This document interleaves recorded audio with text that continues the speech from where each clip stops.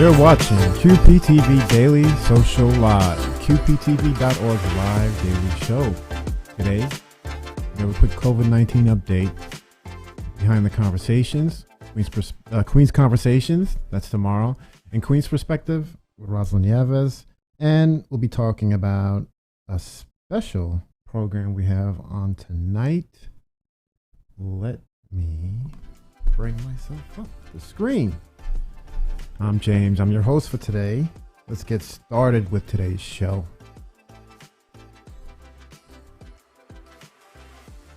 Again, I'm really sorry. The text keeps resizing on the titles on the screen. But what we want to let you know is that QPTV's channels and website are currently under construction and maintenance. We ask for your patience while we make things better. Program submissions to QPTV's web file upload portal are not currently available. Please do not send in your files for processing via web or email. Please stay tuned to this program and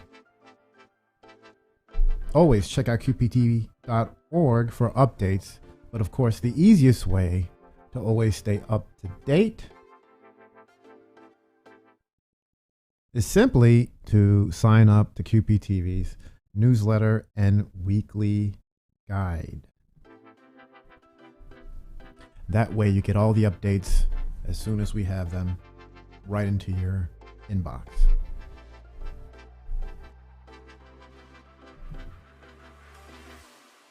Our COVID-19 update for today. Once again, reminding you that New York State has opened up vaccine qualifications for all New Yorkers 16 years of age and older. If you go to qptv.org/coronavirus,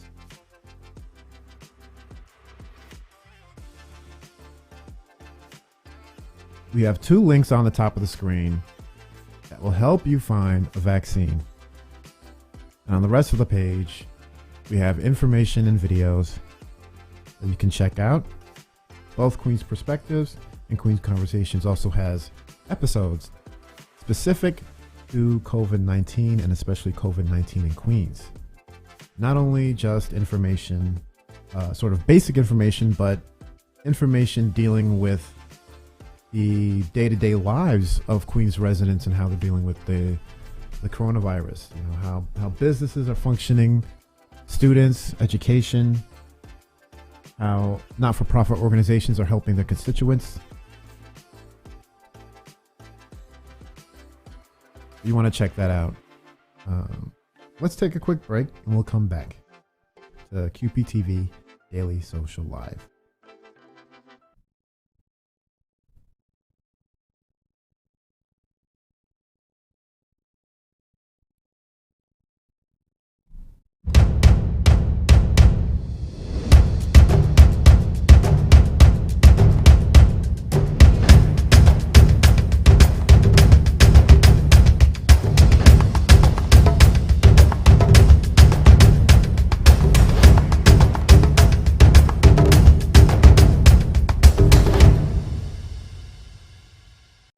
With COVID-19 vaccines here, New York City is coming back strong. Safe and effective vaccines are coming to all New Yorkers soon. Get vaccinated when it becomes available to you. Learn more at nyc.gov/COVID vaccine.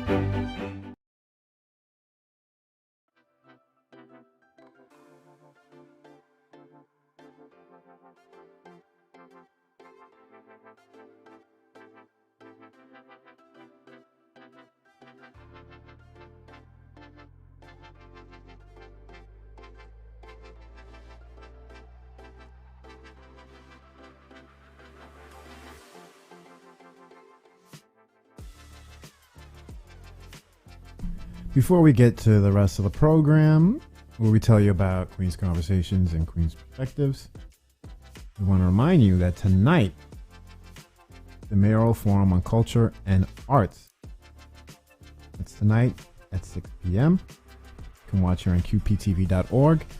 It'll also be on QPTV Channel 4 Spectrum 1997, RCN 85, and Fios 37. And this is brought to you by the New Yorkers for Culture and Arts. And this is a unique and very special kind of mayoral forum where the focus is just on that, culture and arts, and how it affects the city and the citizens and our future. So you don't want to miss it. Right here on QPTV, qptv.org.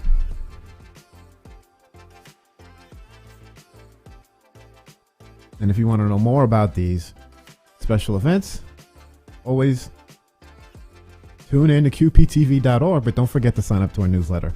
I'm always going to tell you this because it really is the quickest and easiest way to get all the latest information from QPTV.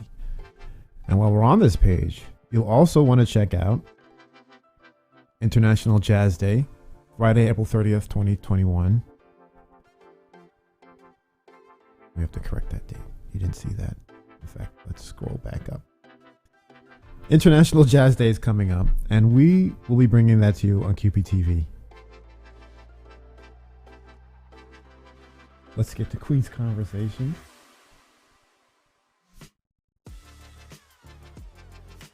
With COVID-19 vaccine. That's not Queen's Conversations. So, Queen's Conversations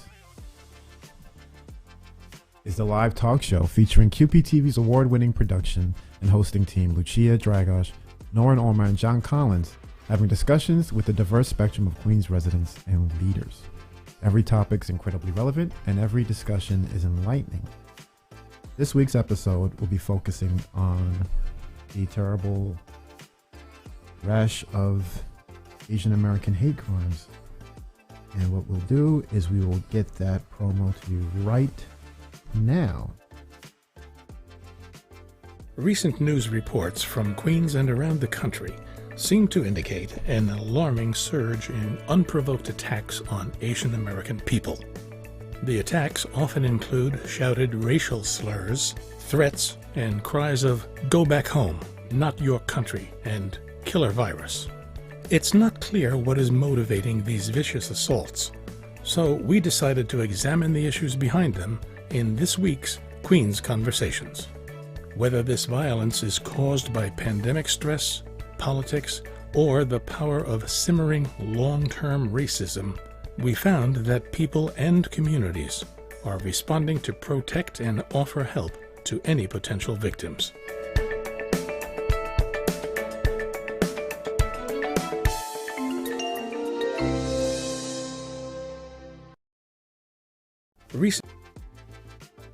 Sorry, you definitely want to check that out. That'll be tomorrow live on QPTV, qptv.org. You can come back right here to catch that live. Take another quick break. Coronavirus recently claimed the life of Lorena Borjas, a 57-year-old transgender Jackson Heights resident. Lorena moved to the U.S. when she was 21. As a sex worker and trafficking survivor, Lorena dedicated her adult life to providing her transgender companions and gay immigrant men with information, advice, food, and medical supplies. She worked as an educator at community health centers across the city and was an advocate and activist for the transgender and immigrant communities. If you would like to learn more about Lorena, you can view a QPTV documentary about her life at qptv.org/Queens Stories.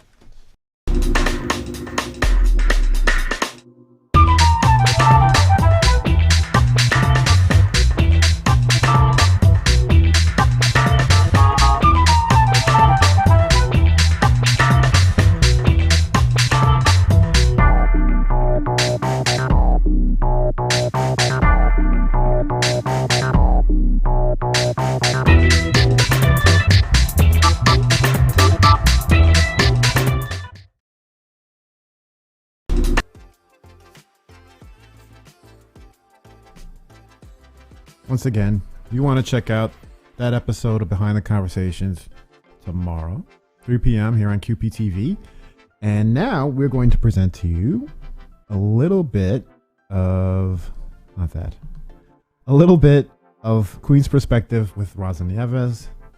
We'll do it like we did yesterday, because part of this is demonstrating all you can find on QPTV's website. There's the live stream there in the back of me. Let's take a look at an episode here. Let's jump ahead.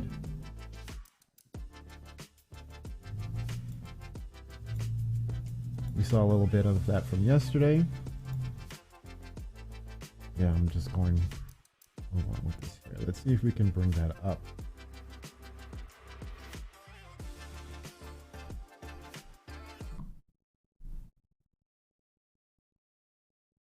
That from yesterday. Ooh. Yeah, that brought up all the volumes. We have to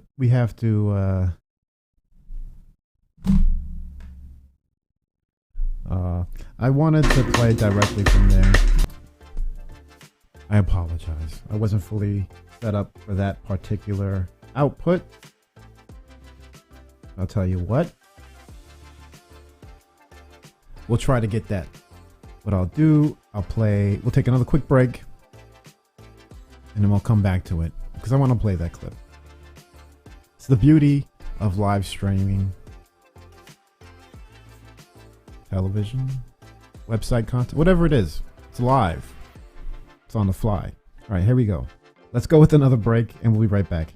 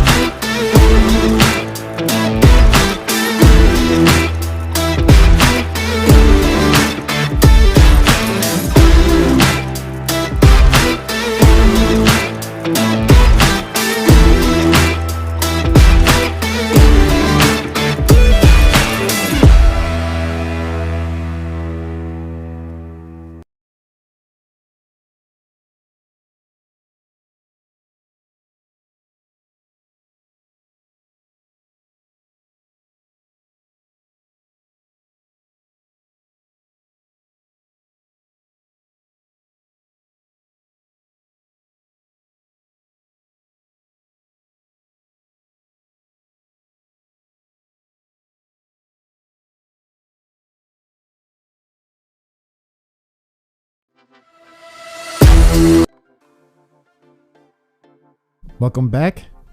I promise this time we have it queued up.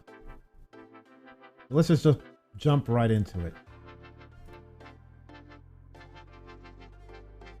Volume up. How about you, Rodney? What'd you have? I think Guinness was the drink of choice for that day for me. Oh, okay. I didn't have any Guinness. I wish I did. I also wanted some Irish soda bread. By the time I got my food, it was all gone. That goes really quick on St. Patty's Day. Rodney, you have a Women's History Month highlight. Who are you honoring? Yes, so this Women's History Month, we are honoring Patricia Robinson. She is the owner and operator of the Faniki Dance Group. Nice, nice. Okay, let's take a look. Gizambule. Yes. Greetings. Greetings, how are you? I'm fine. I'm very well. I appreciate you joining us this evening. Welcome to Queen's Perspective. We spoke a few times in preparation for this. A great friend of mine introduced us to your play last year by your dance troupe group. Sorry, I'm going to mess it up. It's Fanike? Yes, Fanike meaning uplift. Yes, and it was an uplifting experience, I should say, definitely. So I remember the name of the play was Warrior Save Our Home. When people typically tell me about things, I always stay open-minded, but I can tell you that when I experienced it firsthand, it was definitely worth every moment spent just being there and feeling the energy in the room and everything that you guys brought to the stage, from the dance to the lessons in African warriors. I learned so much, and I just felt like it was something that I just always wanted to kind of relive and like help bring to the forefront for people who don't know about all the amazing things that you guys are doing. My name is Gizambule Robinson, and I am a native New Yorker. I was born right here in Jamaica Hospital, and I reside in Jamaica, Queens. And I am an artist that is dedicated at this stage of my life to dance and the cultural influences that weave in and out of dance, especially in African culture and African culture of the African diaspora. And when I was a young girl, I was influenced by many African dance companies that used to be in the Queens area and used to perform in the Queens area.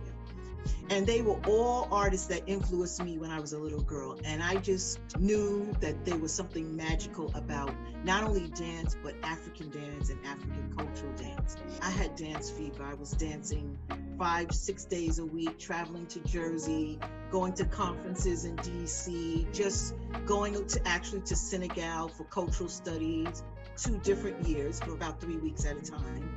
And I just absorbed the dance and the culture. I will say that it was a way of me expressing who I was, understanding that I was a woman of African descendants. So the dance was my way to express that claiming of being African. As I began to get older, I knew that my role had shifted from not only being a performer, but now being a producer, being a creator, someone who will present the cultural information and maybe spark some of that magic in some young person or a little girl, a little boy who will remember what they used to do and be interested in pursuing African dance and drumming. It's so clear in the piece that you guys put together, Warrior, Save Us Now, right? You guys highlighted so many different warriors that I never even knew about. Besides just, building the knowledge and just the appreciation for the arts, it also told us a lot about African history. King, I will tell you about, who is well noted in Mali history, is Sundiata Keita.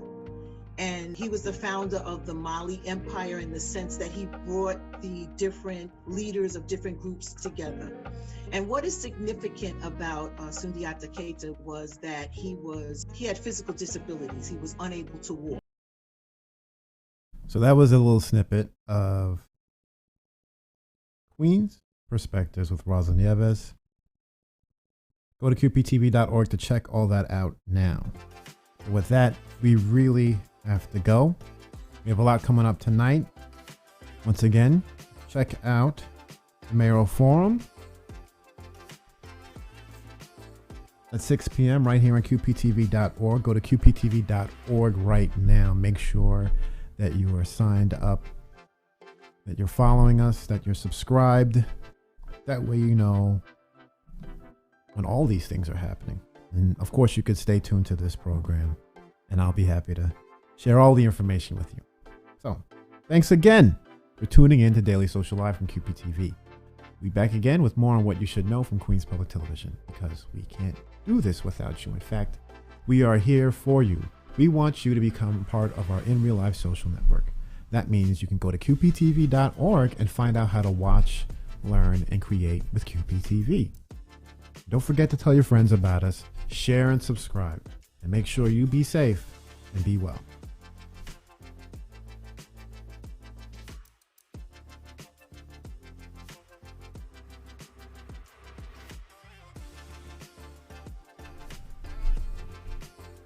Emphasis on be safe. It's windy. It's getting stormy out there. Be careful, folks.